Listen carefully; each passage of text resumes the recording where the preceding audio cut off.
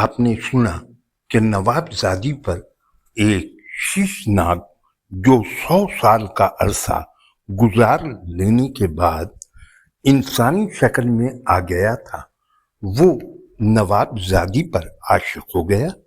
اس سانپ کو قبضے میں کرنے کے لیے کئی تنتر منتر کرنے والے اس کی تلاش میں لگ گئے۔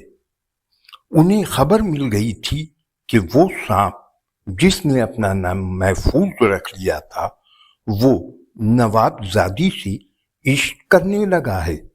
تنتر منتر کرنے والوں نے نوابزادی کو گھیرنے کی کوشش شروع کر دی۔ اب آگے کی کہانی سنیں۔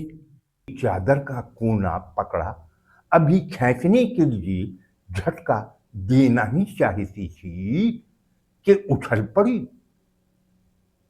گہری خاموشی میں وہ مکروہ آواز گھڑیال کا گجر محسوس ہوئی۔ میں نے چونک کر ادھر دیکھا، مردان خانے کی چھت پر ایک سیاہ بلّا کھڑا تھا۔ ستاروں کی روشنی میں اس کا حیولہ بہت بھیانک نظر آ رہا تھا۔ اس کی آنکھیں دہتی ہوئی انگارے کی طرح چمک رہی تھیں۔ وہ مکروہ آواز میں رویا تھا۔ میری نگاہیں اس پر ٹک کر رہ گئی تھی۔ پتہ نہیں کیوں اس بلے کی آنکھوں میں ایسی کوئی بات تھی کہ مجھے اپنا وجود سکتے کی زد میں محسوس ہوا۔ پیر گویا پتھر کے ہو گئے۔ انہیں اٹھانے کی مجھ میں ذرا بھی قوت نہ تھی۔ ابھی میں اس کی طرف دیکھ ہی رہی تھی کہ اس بلے نے زوردار چیخ ماری اور اپنی جگہ سے اچھلا۔ مجھے ایسا لگا کہ اس نے مجھ پر چھلانگ لگائی ہے، مگر نہیں، وہ تو گویا ہوا میں تحلیل ہو گیا تھا۔ میں حیرت سے آنکھیں پھاڑ پھاڑ کر اسے چھپر پر تلاش کرنے لگی۔ اس نے چھت سے چھلانگ لگائی تھی تو اسے چھپر پر ہونا چاہیے تھا۔ ہوا میں ایک ٹھوس وجود کیسے تحلیل ہو سکتا ہے؟ کافی دیر کی تلاش کے بعد بھی میری متلاشی نظروں کو مایوسی ملی تو میں چھپر کے نیچے سوئی ہوئی مجن میاں کی طرف بڑھ گئی اور چادر کا کونا پکڑ کر زور سے کھینچا۔ چادر کھینچ کر نیچے سرک گئی اور میں نے لاکھ کوشش کی مگر اپنے حلق سے نکلنے والی چیخ کو روک نہ سکی۔ مجھے اپنے ہاتھ پیر ٹھنڈے ہوتے ہوئے محسوس ہوئے۔ مجھ پر ہذیانی کیفیت طاری تھی۔ میں چاہتے ہوئے بھی اپنی چیخوں کو روک نہیں پا رہی تھی۔ حیرت کی بات یہ تھی کہ میری چیخیں سن کر بھی کوئی نہیں آیا تھا، جبکہ وہ منظر ایسا تھا کہ مجھ ایسی لڑکی کا ہارٹ فیل بھی ہو سکتا تھا۔ مجن میاں کی گردن کٹی ہوئی تھی جس سے خون ابل رہا تھا، سر کا پتہ نہیں تھا۔ چیختے چیختے میرا گلا بیٹھنے لگا تو میں خود ہی تھک کر بیٹھ گئی۔ کیا ہوا؟ تم یہاں کیوں بیٹھی ہو؟ یہ آواز تھی یا خنجر میرے حوصلے کو ٹکڑے ٹکڑے کر گئی۔ میں نے اٹھ کر بھاگنا چاہا تھا مگر پیر تو جیسے من بھر کے ہو رہے تھے۔ میں ہوش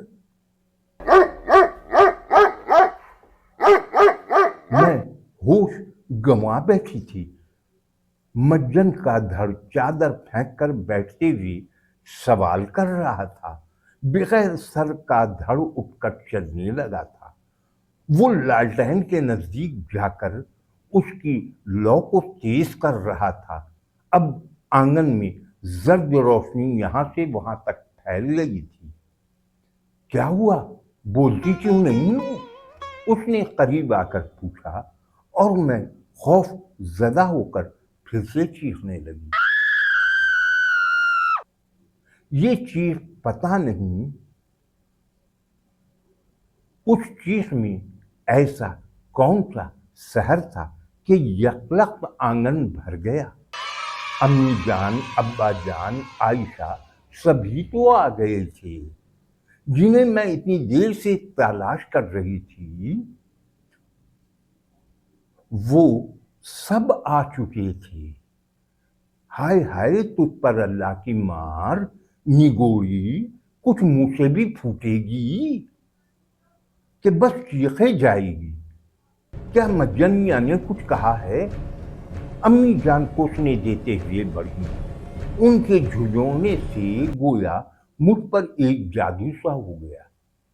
مجنیہ کا سر ان کے دھڑ پر نظر آنے لگا تھا۔ امی امی یہ میں بولنا چاہتی تھی مگر زبان ساتھ نہیں دے رہی تھی، جھجی بن گئی تھی۔ اللہ کی بندی کچھ تو بول، آخر ہوا کیا ہے تجھے؟ اماں نے پھر جھنجھوڑا۔ تو اتنی رات گئے کھلے آسمان کے نیچے کیا کرنے آئی ہے؟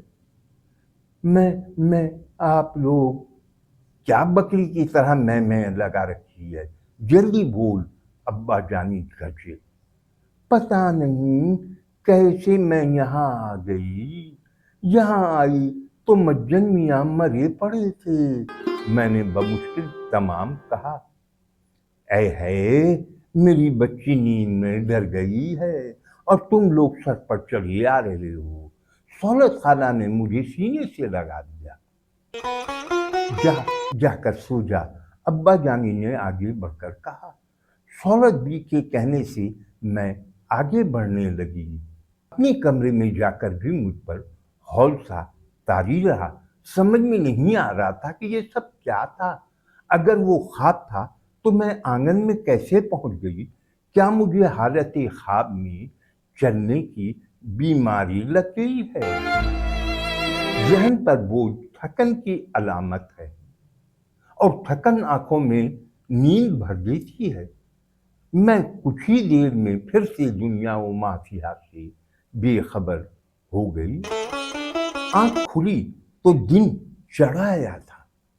شاید کسی نے جان بوجھ کر مجھے بیدار نہیں کیا تھا۔ پہلے میری آنکھ کھلی تو صبح ہونے میں ابھی کافی دیر تھی، اذان بھی نہیں ہوئی تھی۔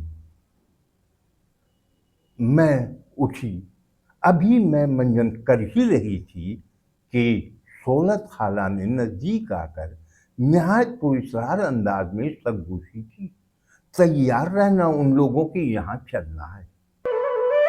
میں مسکرا دی کہ مزہ آئے گا، کچھ وقت اچھا کٹ جائے گا۔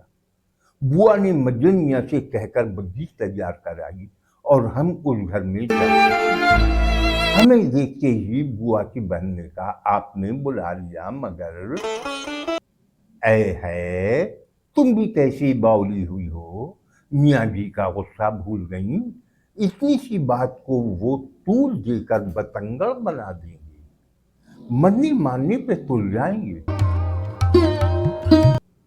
ہائے اللہ، میں کیسے سمجھاؤں، وہ تو قرولی نکال دیں گے۔ اللہ رکھے ابا میاں ابھی زندہ ہیں، وہ ان سے بڑے واقع ہیں۔ سلامت رکھے نواز صاحب کو، وہ کسی کی سننے والے نہیں ہیں۔ تو کیا اسے یوں ہی بچائے رکھو گی؟ خدا کے لیے کچھ سوچو، میری مانو اور اس کی مدد لے لو۔ اس رولا کی ہے، آج گئی تو سمجھو بات گئی، کسی کو کیا معلوم پڑے گا۔